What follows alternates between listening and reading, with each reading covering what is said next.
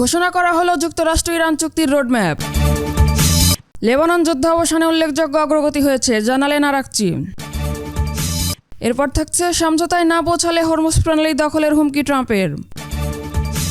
আরও জানাবো, লেবাননে অনির্দিষ্টকাল সেনা মোতায়েন থাকবে, বললেন নেতানিয়াহু।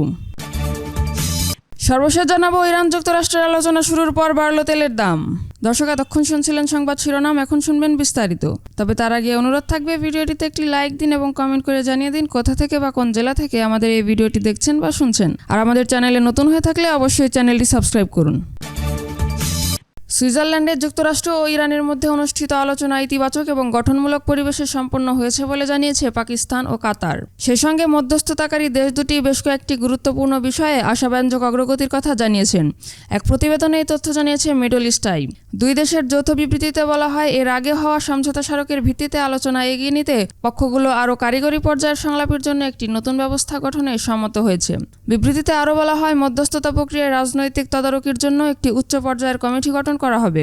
প্রধান আলোচকরা নিয়মিত এই কমিটিকে অগ্রগতির বিষয়ে অবহিত করবেন। পাশাপাশি পারমাণবিক ইস্যু, নিষেধাজ্ঞা পর্যবেক্ষণ এবং বিরোধ নিষ্পত্তি নিয়ে পৃথক কর্মীদল কাজ করবে। কমিটি 60 দিনের মধ্যে একটি চূড়ান্ত চুক্তিতে পৌঁছানোর লক্ষ্য নিয়ে একটি রোডম্যাপেও সম্মত হয়েছে। এছাড়া সম্ভাব্য ভুল বোঝাবুঝি এবং অনাকাঙ্ক্ষিত ঘটনা এড়াতে এবং হরমুজ প্রণালী দিয়ে বাণিজ্যিক জাহাজের নিরাপদ চলাচল নিশ্চিত করতে দুই পক্ষ একটি সরাসরি যোগাযোগ চ্যানেল চালুর সিদ্ধান্ত নিয়েছে। এদিকে লেবানন যুদ্ধের অবসান ঘটাতে গুরুত্বপূর্ণ অগ্রগতি হয়েছে বলে দাবি করেছেন ইরানের পররাষ্ট্রমন্ত্রী আব্বাস আরাকচি।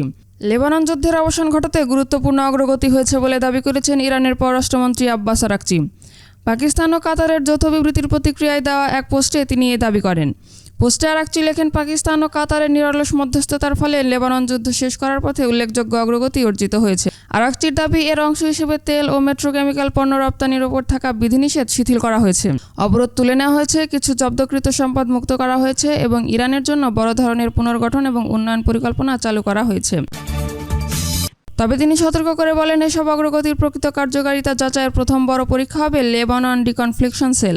এদিকে যুক্তরাষ্ট্রের সঙ্গে লেবানন সরকারের চলমান প্রত্যক্ষ আলোচনার কঠোর বিরোধিতা করেছে দেশটির সশস্ত্র ও রাজনৈতিক গোষ্ঠী হিজবুল্লাহ। গোষ্ঠীটির দাবি, এই ধরনের আলোচনা লেবাননের সার্বভৌমত্বকে ক্ষুণ্ণ করবে এবং পরোক্ষভাবে ইসরায়েলের স্বার্থ রক্ষা করবে। এক আনুষ্ঠানিক বিবৃতিতে হিজবুল্লাহ জানিয়েছে, ওয়াশিংটনে অবস্থানরত লেবাননের প্রতিনিধি দলকে মূলত যুক্তরাষ্ট্রের তৈরি করা কিছু শর্ত মেনে নেওয়ার জন্য চাপ দেওয়া হচ্ছে। এই শর্তগুলো লেবাননের রাষ্ট্রীয় সার্বভৌমত্বকে বাজেয়াপ্ত করবে এবং বৈরুতকে এমন এক অবস্থানে নিয়ে দাঁড় করাবে যা ইসরায়েলের সঙ্গে সমঝোতাকারীদের নীতির অনুকূলে যায়। হিজবুল্লাহর মতে, এই আলোচনার মূল ভিত্তিটাই ভুল এবং এটি লেবাননের জাতীয় স্বার্থ রক্ষা করার বদলে দেশটিকে এক প্রকার আত্মসমর্পণের দিকে ঠেলে দেবে। বিবৃতিতে আরও বলা হয়, সরকারের এই অংশগ্রহণ শত্রুর আগ্রাসী পরিকল্পনা মোকাবেলা করার ক্ষেত্রে বড় বাধা হয়ে দাঁড়াবে। একই সঙ্গে এটি মাঠ পর্যায়ে প্রতিরোধ যোদ্ধাদের প্রচেষ্টা এবং সাধারণ মানুষের দেওয়া মহান আত্মত্যাগকে অবমূল্যায়ন করবে। ইরানের সঙ্গে আলোচনায় কোনো সমঝোতায় পৌঁছাতে না পারলে বৈশ্বিক মানচিত্র থেকে দেশটির নাম মুছে ফেলার হুঁশিয়ারি দিয়েছেন মার্কিন প্রেসিডেন্ট ডোনাল্ড ট্রাম্প। একই সঙ্গে সুইজারল্যান্ডে চলমান শান্তি আলোচনায় অংশ নেওয়া ইরানি প্রতিনিধি দলকেও কঠোর ভাষায় হুমকি দিয়েছেন তিনি।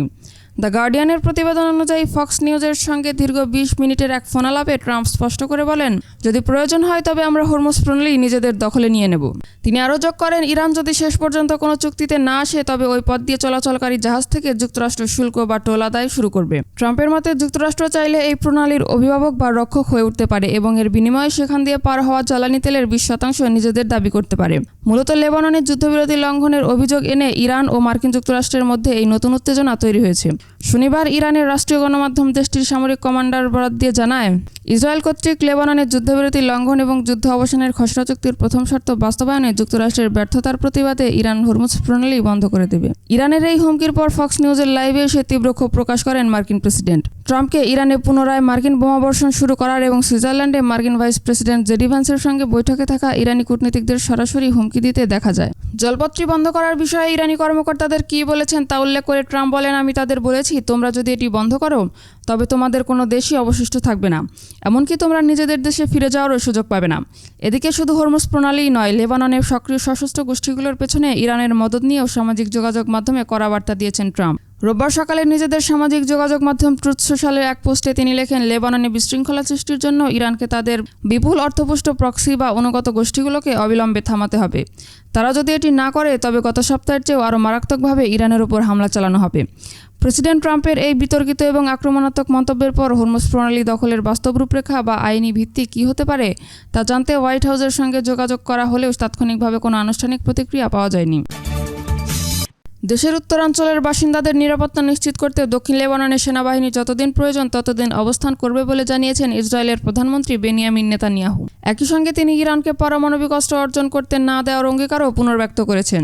রোববার তিনি বলেন, উত্তরাঞ্চলের প্রিয় বাসিন্দা এবং ইসরায়েলের সব নাগরিকদের নিরাপত্তার জন্য আমরা দক্ষিণ লেবাননের নিরাপত্তা অঞ্চলে যতদিন প্রয়োজন ততদিন থাকব। এই প্রতিশ্রুতি থেকে আমাদের কিছুই সরাতে পারবে না। এদিকে ইসরায়েলের প্রতিরক্ষা মন্ত্রী ইসরায়েল কাটজ বলেছেন, লেবাননে হুমকি মোকাবেলায় ইসরায়েলি সেনাদের কার্যক্রমে কোনো বিধিনিষেধ নেই। তার দাবি, নিরাপত্তা অঞ্চল হিসেবে চিহ্নিত এলাকায় সেনারা এখনও অবস্থান করছে এবং প্রয়োজনীয় ব্যবস্থা নিতে স্বাধীন। এর আগে শুক্রবার ইসরায়েল ও হিজবুল্লাহর মধ্যে যুদ্ধবিরতি কার্যকর হলেও শনিবার দখলদার বাহিনীর হামলায় লেবাননে অন্তত 20 জন নিহত হয়েছেন। যুক্তরাষ্ট্র ও ইরানের মধ্যে নাজুক যুদ্ধবিরতির প্রভাবে তেল সরবরাহে কী হতে পারে তা নিয়ে জল্পনা কল্পনার মধ্যেই আন্তর্জাতিক বাজারে তেলের দাম বেড়েছে। বার্তা সংস্থা রয়টার্সের প্রতিবেদনে বলা হয়েছে, আন্তর্জাতিক মানদণ্ড ব্রেন্ট ক্রুড তেলের দাম রোববার গ্রিনিচ মান সময় 10:06 ব্যারেল প্রতি $81.66 পৌঁছেছে। এ সময় দাম বেড়েছে $1.09 বা 1.35%। দিনের শুরুতে এর দাম সর্বোচ্চ $82.30 পর্যন্ত উঠেছিল। তবে গত সপ্তাহে অপরিশোধিত তেলের দাম কিছুটা কমেছিল, কারণ কয়েকটি তেলবাহী জাহাজ সফলভাবে হরমুজ প্রণালী অতিক্রম করতে সক্ষম হয়েছিল, যা তেল সরবরাহ নিয়ে বাজারের উদ্বেগ কিছুটা কমিয়ে দেয়। এদিকে কাতার ও পাকিস্তানের মধ্যস্থতায় সুইজারল্যান্ডে শুরু হয়েছে যুক্তরাষ্ট্র ও ইরানের মধ্যকার উচ্চ পর্যায়ের বহুল প্রতীক্ষিত কূটনৈতিক আলোচনা।